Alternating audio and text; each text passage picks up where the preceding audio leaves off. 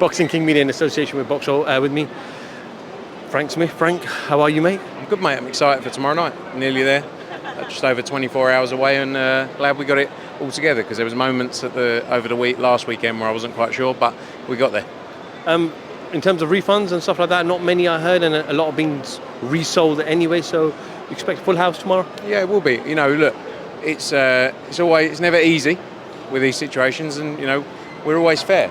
You know, people bought a product and they're getting something different, so we gave them the ability to get refunds. But we're going to have a packed house in there tomorrow night. Another great atmosphere for AJ back at his home at the O2. It was an intense face-off, and I'm not talking about Joshua HELENIUS. I'm talking about Frank Smith and Simon Jordan. What went down? He was very friendly, actually. Did you bottle it? Did I bottle? Did he bottle it? I don't know. Like, I've never been to. I wind up about having a tear up, but he calls me a goblin and a T-boy. And the only thing I've ever said is a failed businessman, I think, and a DJ. That was it. You know, I'm here for a laugh. Look, most people would beat me up. I'm not too tough. Like, You're 1-0. Let's not forget. Yeah, but he wasn't too tough. I'll probably be 0-20 against other people. But was there? I saw you say some stuff to him as well. What were you saying back to him? No, I just say he said you want grown-up conversations, but at the same time he's the one who calls me a goblin and a T-boy, which isn't too grown up. And then he said, we just want serious or real conversations. I said, we'll have real conversations, but you speak like everything you speak on is fact, when it's not. And he's he's good at talking. That's what he does. That's why he's in the position he's in. A number of years ago, when Anthony Joshua was in a very similar position, fighting an opponent who would come in almost last minute as well, in Andy Ruiz, Andy was picking up Joshua's belts and taking pictures with Joshua's belts. It was different this time around. Joshua seemed really fired up today. Yeah, look, I think he's trained hard. He's been 13 weeks in camp, 14 weeks in camp in Dallas. He wants to show his improvements, and he's ready to fight. You know, I think he's look, you got to think, what was that, 4 years ago now? It's 2019, summer of 2019. He's learned a lot since then. He's experienced a lot since then, and you know, I was thinking actually it's so good to get him back out so quickly. You know, actually April, August, getting back out December, January time again. You know, that hasn't happened for a long time in his career, and I think that's going to be beneficial. And I think you're going to see, you know, you're going to see a lot of improvements.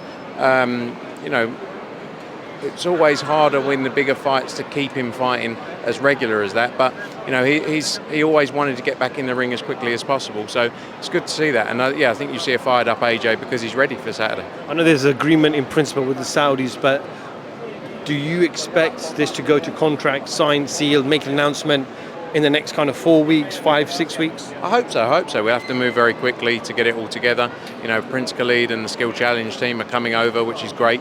They'll be here tomorrow night, and we want to get the fight done. It's everyone's intention to make the fight on all sides, and I believe it will happen.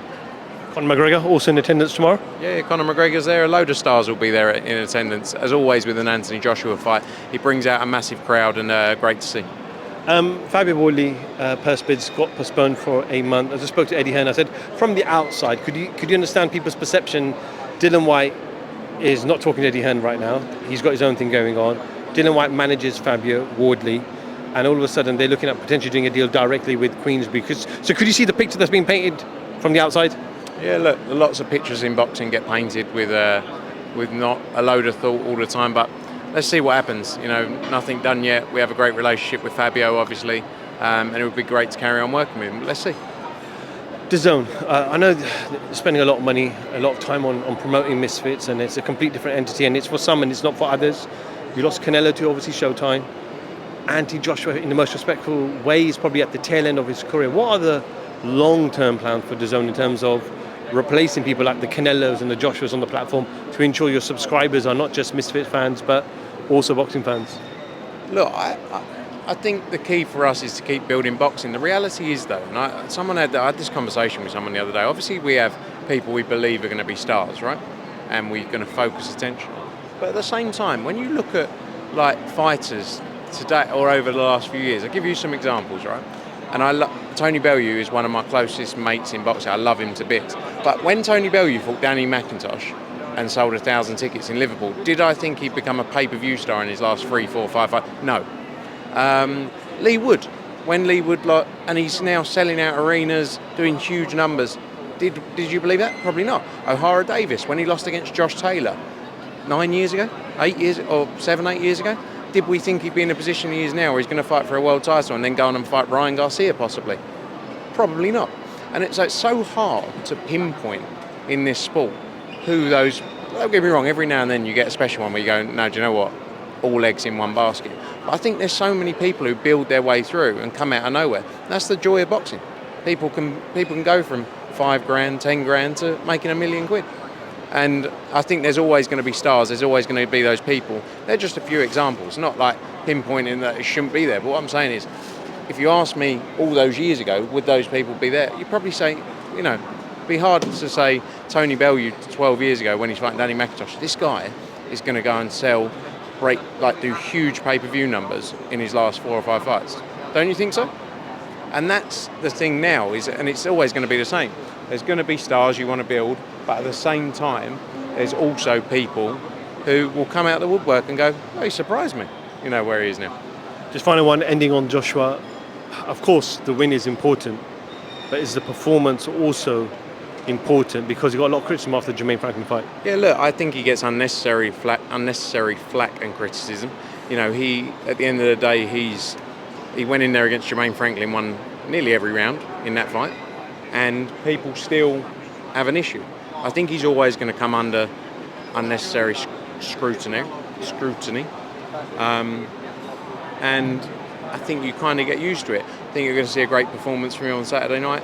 I mean, looking forward to seeing him back out so quickly as well, like I say. And I think that you're going to see the benefits of that.